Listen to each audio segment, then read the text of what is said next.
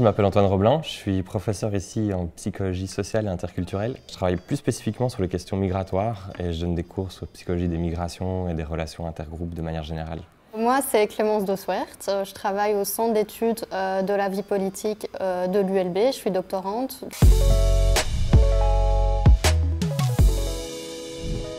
J'étudie les interactions entre genre et communication politique. Et les dispositifs en fait, de communication politique dans une campagne présidentielle restent essentiellement des dispositifs qui sont très masculins, très associés à la masculinité. Donc, par exemple, quand on prend typiquement les grands meetings, c'est quelque chose, en fait, c'est le tribun très charismatique qui communique de façon très unilatérale au peuple français.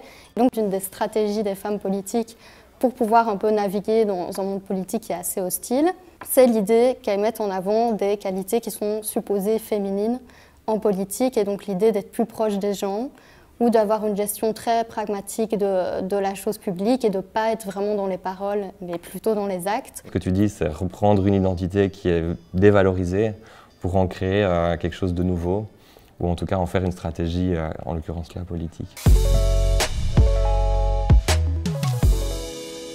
Ma recherche, en fait, elle porte principalement sur les déterminants psychosociaux, des attitudes qui peuvent être soit positives, soit négatives sur la question migratoire.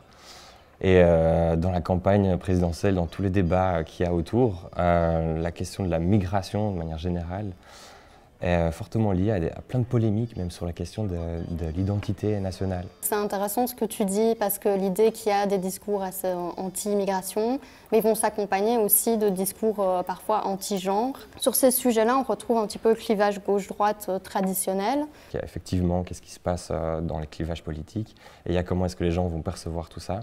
Donc, comme la question migratoire est extrêmement clivante depuis un certain temps, on a travaillé sur comment est-ce que ça allait influencer les comportements des gens, et notamment leur tendance à se mobiliser aussi dans l'espace public. Et on a vu qu'au plus les gens percevaient justement cette polarisation de la société, au plus il y avait cette tendance à se mobiliser dans l'espace public à travers des actions collectives, des manifestations.